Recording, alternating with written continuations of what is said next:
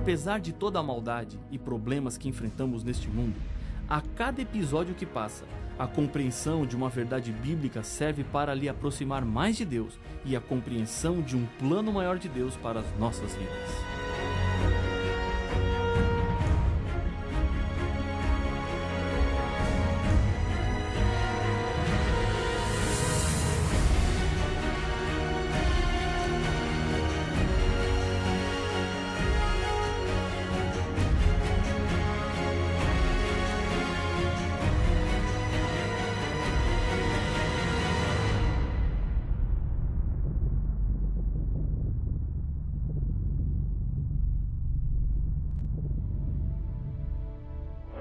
No Brasil, 99% da população diz acreditar em Deus, mas esse dado não é tão animador quando sabemos que apenas 59% leu alguma vez qualquer passagem da Bíblia e ainda menos de 40% frequentam regularmente uma igreja. Isso era exatamente o que o diabo queria, um Deus de nome, que o homem relaciona-se sem nenhum tipo de compromisso. No estudo anterior, vimos que o sexto selo do Apocalipse nos ajuda a descobrir quando começaria o tempo do fim na história deste mundo e, com isso, a proximidade da volta de Jesus. O sétimo selo descreve o silêncio que acontecerá no céu quando Jesus e os seus anjos vierem à terra para buscar os salvos. No capítulo 7, com uma pausa entre o sexto e o sétimo selo, Jesus diz que antes de sua vinda, os salvos receberiam o selo de Deus na testa. E qual é esse selo? Acompanhe a leitura do texto de Apocalipse capítulo 7, o verso 1. Depois disto, vi 4 anjos em pé nos 4 cantos da terra, conservando seguros os 4 ventos da terra, para que nenhum vento soprasse sobre a terra, nem sobre o mar, nem sobre árvore alguma. Os símbolos do Apocalipse precisam ser interpretados para entendermos o que é que está acontecendo neste momento que o texto bíblico descreve. Os ventos significam guerras, conforme está escrito em Jeremias capítulo 51, versos 1 e 2. Eis que levantarei um vento destruidor contra a Babilônia. Enviarei padejadores contra a Babilônia, que apadejarão e despojarão a sua terra. A guerra que Apocalipse 7 descreve viria dos 4 pontos cardeais da terra, ou seja, será uma guerra que atingirá todo o mundo. O verso 2 continua explicando a visão. Vi outro anjo que subia do nascente do sol, tendo o selo do Deus vivo, e clamou em grande voz aos 4 anjos, aqueles aos quais fora dado fazer dano à terra e ao mar, dizendo: não danifiqueis nem a terra, nem o mar, nem as árvores, até selarmos na fronte os servos do nosso Deus. Apocalipse capítulo 7, versos 2 e 3. Nas 2 grandes guerras mundiais, mais de 70 milhões de pessoas perderam a vida.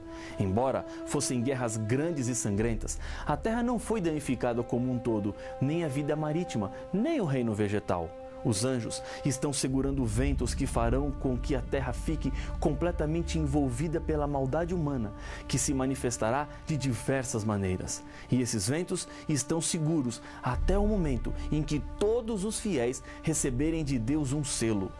Em 1961, no auge da Guerra Fria, os jornais publicaram a denúncia do senador australiano Thomas Morrow, assinalando que os Estados Unidos quase destruíram o mundo quando a rede automática de alarme contra ataques de foguetes em Nova York registrou erradamente um sinal de que um foguete havia sido disparado da Rússia contra os Estados Unidos.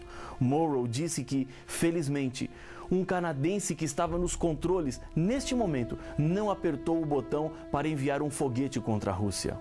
Essa dúvida salvou o mundo, porque o erro poderia ter provocado um ataque dos Estados Unidos à Rússia, e esta naturalmente teria respondido. O alarme falso foi provocado por um sinal que rebateu na Lua. Ainda hoje, existe certa tensão quando o assunto são bombas atômicas. Acertos internacionais regulam normas, mas alguns países buscam desenvolver essa poderosa arma, como a Coreia do Norte e Irã, gerando um clima de insegurança em muitas nações do mundo. A Bíblia nos diz que o mundo terá fim, mas não será por causa de nenhuma guerra mundial provocada pelo ser humano. A volta de Jesus é o fim da história deste mundo. E antes de Jesus voltar, os salvos já estão marcados como separados. Em Isaías capítulo 8, verso 16, a Bíblia nos diz onde está o seu selo. Resguarda o testemunho, sela a lei no coração dos meus discípulos. Apocalipse 7 diz que o selo é aplicado sobre aqueles que já estão convertidos. Em outras palavras, aqueles que estão vivendo de acordo com a lei de Deus, procurando ser obedientes aos 10 mandamentos a cada dia. O selo era algo muito comum na época em que a Bíblia foi escrita.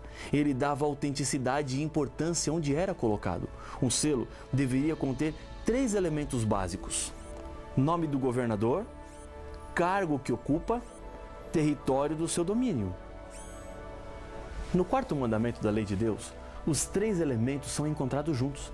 Ali Deus havia colocado o seu selo. O texto está em Êxodo capítulo 20, versos 8, 9, 10 e 11.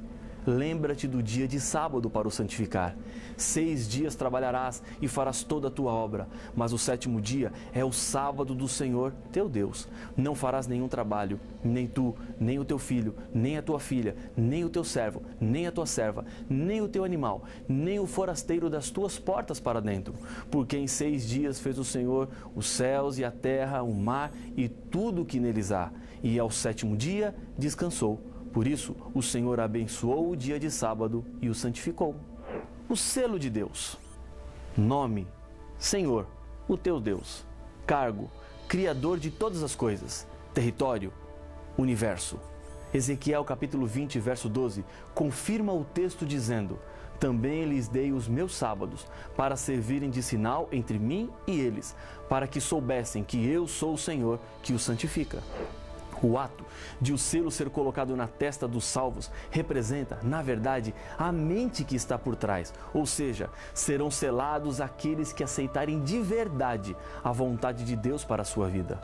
O selo de Deus na lei demonstra a autoridade de quem fez a lei. O selo na testa representa a quem pertence àquela pessoa. É como colocar o seu nome em um livro. Ele não é mais igual aos outros, ele lhe pertence. Deus faz também assim, coloca um selo sobre aqueles que são dele e no momento da volta de Jesus levará para a eternidade os salvos. O diabo nos roubou, mas Jesus não é um ladrão. Ele não pega o que não é dele.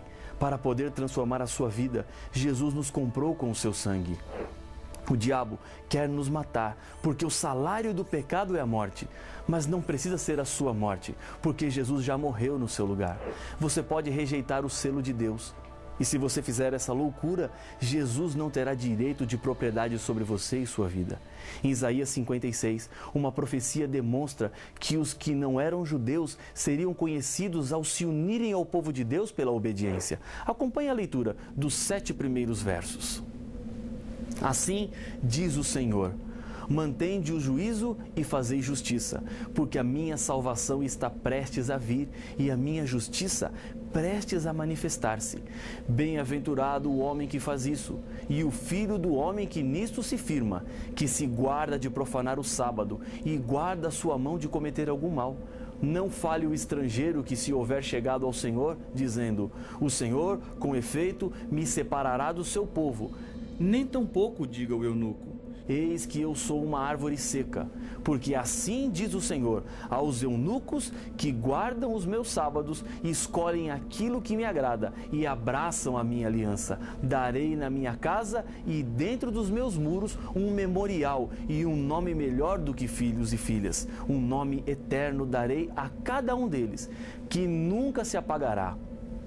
Aos estrangeiros que se chegam ao Senhor para o servirem e para o amarem, o nome do Senhor, sendo deste modo servos seus, sim, todos que guardam o sábado, não o profanando, e abraçam a minha aliança, também os levarei ao meu santo monte e os alegrarei na minha casa de oração.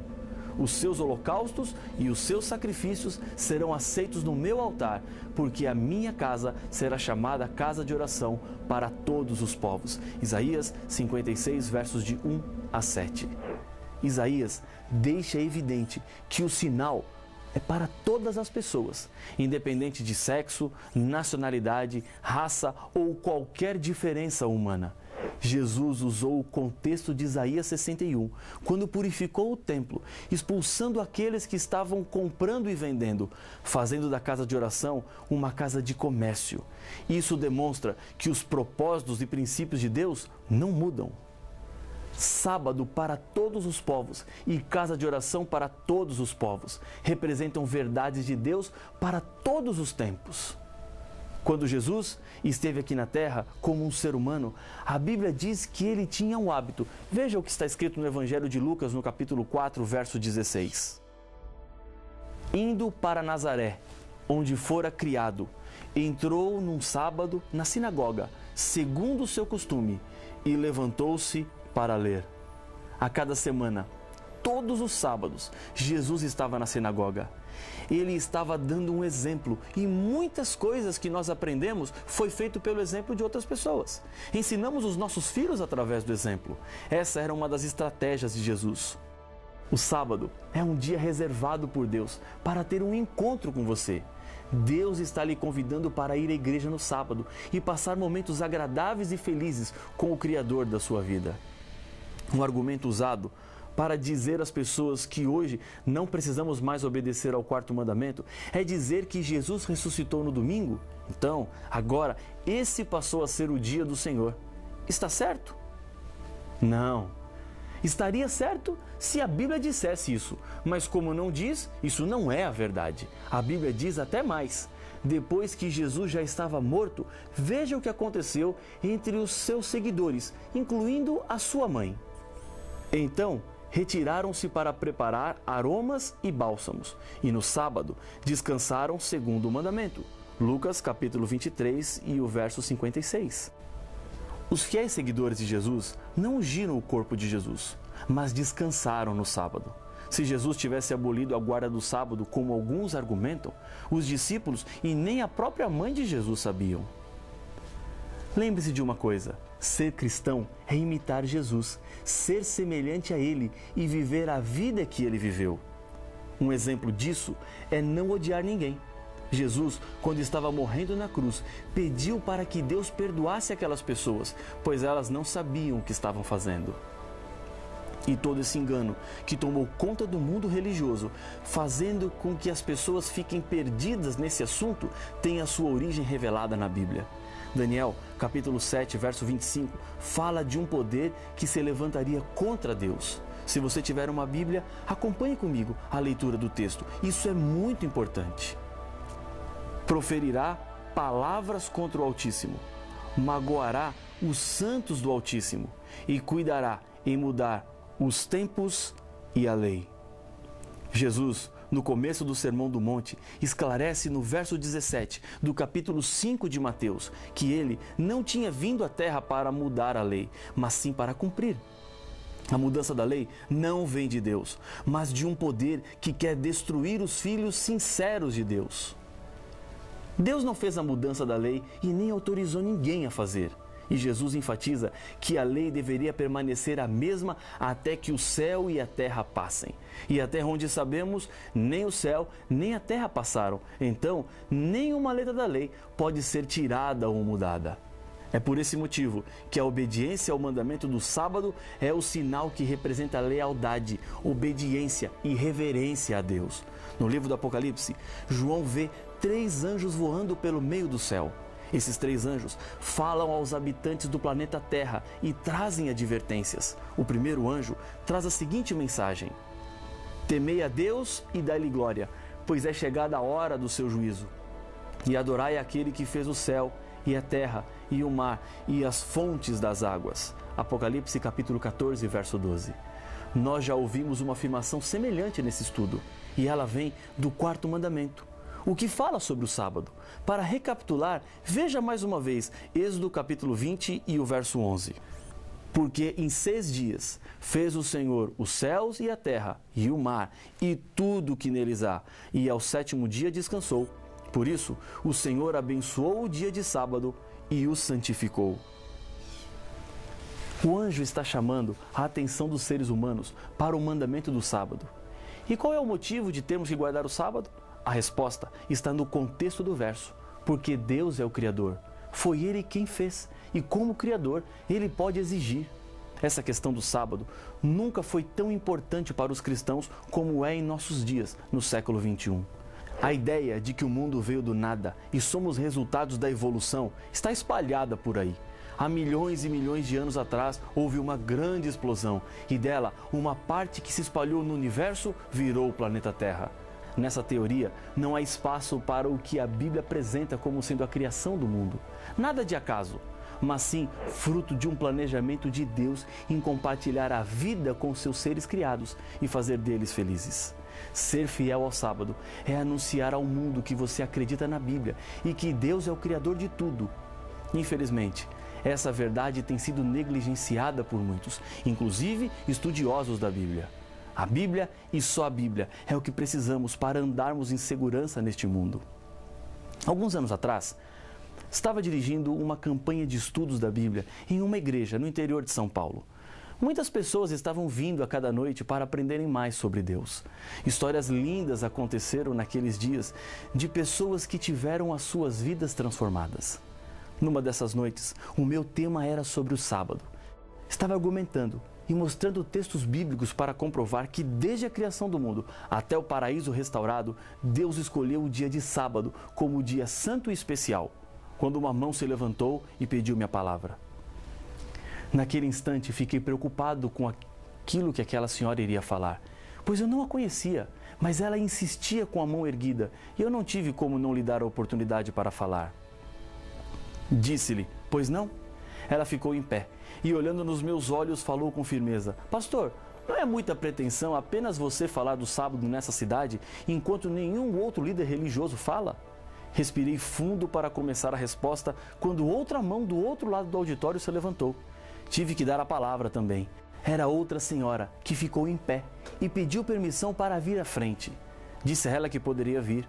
Com uma voz calma, ela disse: Neste ano, resolvi fazer um ano de leitura da Bíblia. Comecei em Gênesis 1 e minha meta era chegar até o final do Apocalipse em dezembro. Na minha leitura, descobri que o sábado aparecia muitas vezes com mensagens importantes. Ontem à noite, procurei o líder religioso da minha igreja, com esta dúvida no meu coração, e o que ele me falou é a razão por que eu estou aqui hoje à noite. E eu lhe perguntei: o que foi que ele disse? Ela então completou: ele falou-me que, na verdade, a Bíblia fala da guarda do sábado, mas eles não poderiam ensinar isso lá, porque senão a igreja ficaria vazia. Você está entendendo o que eu estou querendo lhe dizer? Não estou falando que é fácil, estou lhe dizendo a verdade. Mais do que isso, quando você quer fazer a vontade de Deus, Ele proporciona os meios para você conseguir. Tenho sido testemunha de histórias impressionantes e o mesmo Deus quer fazer na sua vida. Não tenha dúvida disso. Decida agora fazer a vontade de Deus e ser fiel ao sábado bíblico. E eu tenho certeza que as bênçãos do Senhor repousarão sobre a sua vida. Se esse é o seu desejo, se essa é a sua decisão, ore comigo. Senhor, obrigado pelas claras mensagens que temos em Tua Palavra. Aprendemos mais uma, a verdade sobre o sábado. Ajuda-nos a vivermos de acordo com ela, pois nós colocamos o nosso coração nas Tuas mãos, em nome de Jesus. Amém.